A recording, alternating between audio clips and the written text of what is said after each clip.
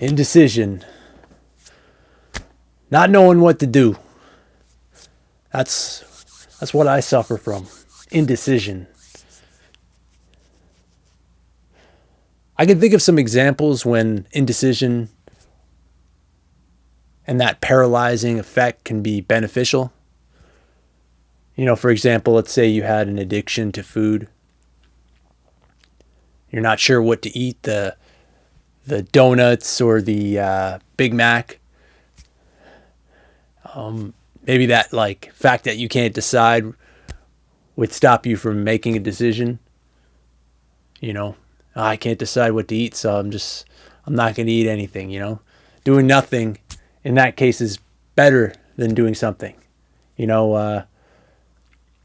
Same thing with smoking, for example. Let's say you're addicted to smoking and you're trying to quit.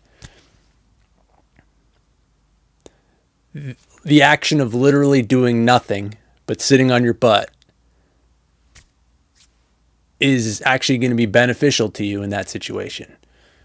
Rather than going to the store, reaching into your wallet, spending your money that you worked hard for, driving to a store to get, wherever it is that you buy cigarettes, I don't know. Putting those cigarettes to your lips, getting a lighter and lighting it, all that stuff is a lot of work.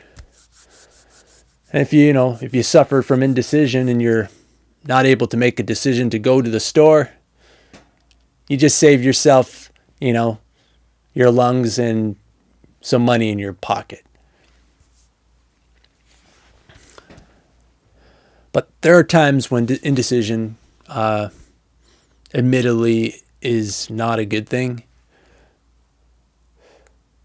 Times when, you should decide whether or not you want to continue doing something. There are times when maybe you need to make a decision quickly about whether you should be doing something else before that opportunity disappears. I've always had this default way of thinking where if I'm being rushed to make a decision and I'm not sure what I want to do, the default is just to do nothing. It wasn't meant to be. No. If I'm being forced to do this, then and I don't want to make the choice, then I won't make the choice. Looking back at my life, sometimes I have regrets doing that. I know hindsight's 20/20, and you should obey your gut instinct. But sometimes, fear is the reason that you're not doing anything. And, fear exists for a good reason. It's there to protect you.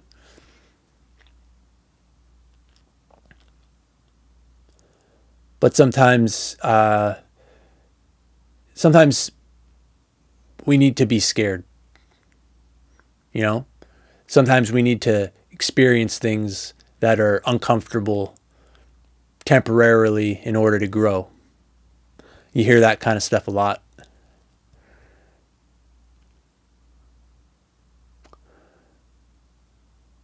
Kind of reminds me of this story. I remember my grandfather, who's Italian, one time told me we were having gnocchi for dinner, which is like a pasta made from, I think, ricotta cheese, potato, and flour. It's really tasty. I'm not doing it justice.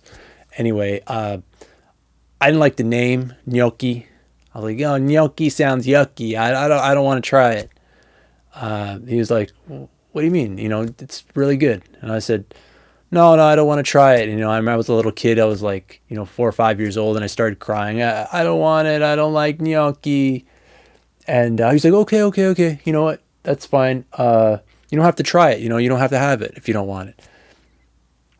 But he said, you don't have to have it if you don't want it, but you should at least give it a try, is what he said. You shouldn't say you don't like something without trying it. So I told him no, I wasn't going to try it. And then after the meal was made, before everyone sat down to have dinner, he called me over and said, "Hey, come here. I just want to show you something." And he had a little piece of gnocchi on his fork, and he said, "Look, just try this one little piece. I won't bother you. You don't have to eat anymore, but I just want you to try this one little piece. Just do me a favor and try it." And I said, okay. And, grudgingly took a piece, and it wasn't bad. So he said, "What do you think?" I said, it's okay. He said, "Okay, well, here, have another one. Tell me what you think of this one." Gives me a little bit more. I'm like, okay, it's actually pretty good. And I ended up having about 3 or 4 right then and there, and gave my grandmother the thumbs up. Yep, he's going to have it. And gnocchi's like my favorite pasta now. And it's kind of ridiculous that I would have missed that opportunity just because, I was a kid who didn't want to try something new. Now, I'm not saying go out and try stupid shit. There's stupid things you probably shouldn't try. But living in fear is no way to live either. Anyway, that's all I wanted to say. Blah.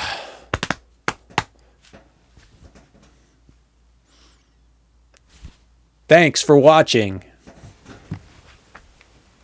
No, seriously.